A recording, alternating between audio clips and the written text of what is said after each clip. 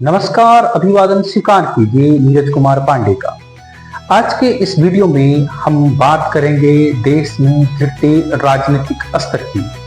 आज के वीडियो में जानेंगे कि आखिर किसके मन से दिया गया प्रधानमंत्री नरेंद्र मोदी को मां की गाली। विगत कुछ वर्षों में राजनीति के स्तर में जिस तरह का ह्रास हुआ है वो काफी चिंता का कारण है। देश के शीर्ष स्तर के नेताओं ने भी जिस निकृष्ट स्तर की बयानबाजी की है वो काफी आश्चर्यचकित कर देने वाला है।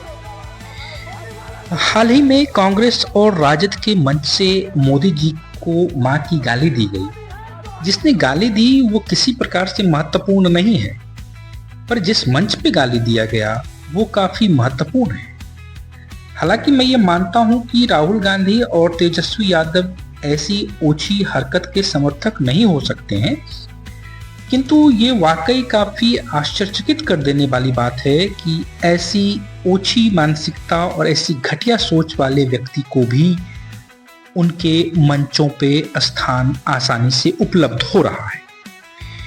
एक तरफ राहुल देश के प्रधानमंत्री बनने का सपना देख रहे हैं, तो दूसरी तरफ तेजस्वी बिहार के मुख्यमंत्री बनने का सपना देख रहे हैं। ये दोनों युवराजों के मंच पर यदि इतनी घटिया हरकत करने वाले व्यक्ति स्थान पा सकते हैं तो ये वाकई में काफी आश्चर्यचकित कर देने वाली बात है। यदि तेजस्वी और राहुल इस घटना में अपनी किसी भी भूमिका से इनकार करते हैं तो इससे बात नहीं बनने वाली है। उनको इसकी जिम्मेवारी लेनी ही पड़ेगी और प्रधानमंत्री सहित देश की जनता को इस मुद्दे पे अपना रुख स्पष्ट करना ही पड़ेगा। इस अपमान की जवाबदेही तय करवाना बिहार के हर बेटे की भी जिम्मेदारी है। आरजेडी कांग्रेस के नेता जहां भी जाएं, जिस गली जिस शहर में जाएं, उन्हें चारों तरफ से एक आवाज सुनाई देनी चाहिए। हर मां बहन को मैदान में उतर करके उनसे जवाब मांगना चाहिए। हर गली मोहल्ले में से एक ही आवाज आनी चाहिए, मां को गाली नहीं सहेंगे। इस संदर्भ में मुझे महाभारत का एक प्रसंग याद आता है, जरा आप भी इसे देखिए। इतिहास गंधार नरेश शकुनी से यह नहीं पूछेगा कि इन्होंने द्यूत क्रीड़ा में कपट क्यों किया था, क्योंकि वो कपट आपकी सभा में हुआ था महाराज। इतिहास युवराज दुर्योधन से भी यह नहीं पूछेगा कि इन्होंने भरत कुल वधु को भरी सभा में क्यों घसीट बुलवाया। इतिहास ये भी आप ही से पूछेगा महाराज, क्योंकि दुर्योधन आपके युवराज हैं। इतिहास दुशासन से भी यह नहीं पूछेगा कि इन्होंने दुर्योधन के कहने पर भरत कुल वधु द्रौपदी का वस्त्र हरण करने की असभ्यता क्यों दिखाई। तेजस्वी जी, भले आप उस गाली देने वाले के समर्थक नहीं हैं, पर वो आपका समर्थक है, इसमें कोई दुमत नहीं है। आपकी पहचान और आपका अस्तित्व आपके समर्थक से ही है। जिस समर्थक के सहयोग से आपको सत्ता मिल सकती है, उसके कुकर्म आपके राजनीतिक अस्तित्व को हमेशा के लिए समाप्त भी कर सकता है। भले ही सत्ता की तीव्र अभिलाषा ने आपके सही और गलत की पहचान की क्षमता समाप्त कर दी हो, पर आम जनता में अभी भी सही और गलत की समझ बहुत बेहतर है। आपके मन से जो गलती हुई है उसको भले ही आप नहीं स्वीकार करें, भले ही आप उससे अपना पल्ला झाड़ रहे हो, किंतु प्रदेश में संवेदनशील लोगों का एक बड़ा तबका है जो इसे काफी गंभीरता से ले रहा है। आपको पता होना चाहिए कि बिहार का एक बड़ा वर्ग आपके पार्टी की पिछली छवि से काफी डरा हुआ रहता है। ऐसे में इस तरह की घटना उस तबके की जनसंख्या में बड़ी तेजी से इजाफा लाने वाला है। आपने जिस घटना को इतने हल्के में ले लिया है, उसको मोदी जैसे राजनीति के मास्टर ब्लास्टर फ्री हिट की तरह इस्तेमाल करने में कोई कसर नहीं छोड़ेंगे। इसकी शुरुआत हो भी चुकी है। इस दुनिया में नहीं है। कुछ समय पहले 100 साल की उम्र पूरी करके वो हम सबको छोड़ के चली गई। मेरी उस मां को जिसका राजनीति से कोई लेना देना नहीं, जिसका शरीर भी अब नहीं है,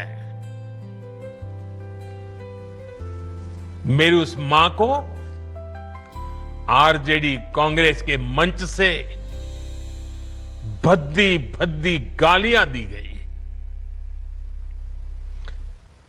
माताएं बहनें, मैं देख रहा हूं आपके चेहरे, आपको भी कितना दर्द हुआ होगा।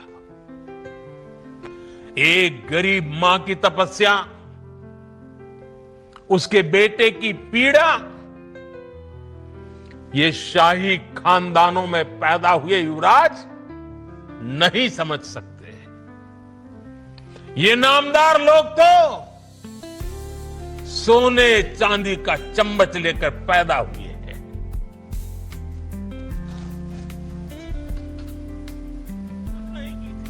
किसी बिहार वो तो यही मानते हैं, कल्पना नहीं की होगी कि हिंदुस्तान के किसी व्यक्ति ने कल्पना नहीं की होगी। बिहार में आरजेडी कांग्रेस के मंच से मेरी मां को गालियां दी गई।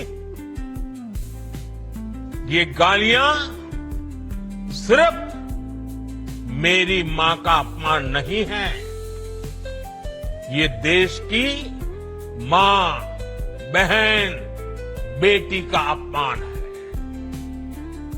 मुझे पता है आप सबको भी, बिहार की हर मां को,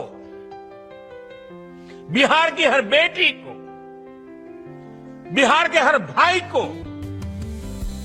ये देख सुनकर कितना बुरा लगा है। मैं जानता हूं इसकी जितनी पीड़ा मेरे दिल में है, उतनी ही तकलीफ मेरे बिहार के लोगों को भी है। मोदी जैसे राजनीतिक महारथी इस घटना का बेहतर से बेहतर इस्तेमाल करेंगे और भावनात्मक रूप से वोटरों की एक बड़ी आबादी को अपनी ओर मोड़ सकेंगे।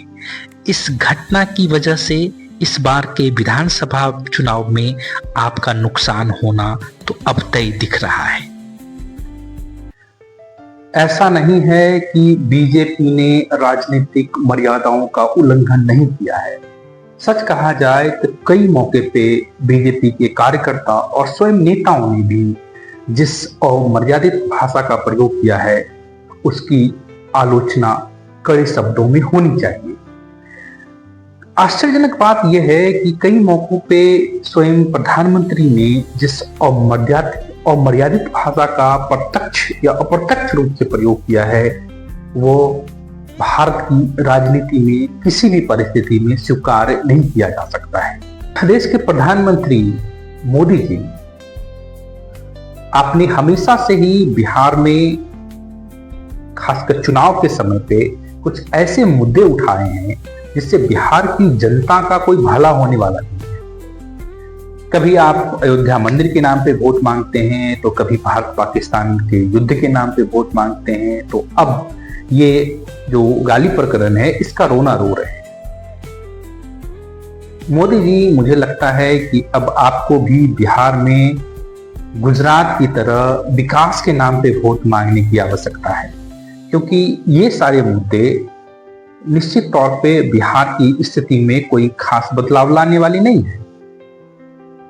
इसलिए आवश्यक है कि अब बात विकास की जाए, रोजगार की जाए और यहाँ पे प्रशासनिक व्यवस्था को सुदृढ़ करने की जाए।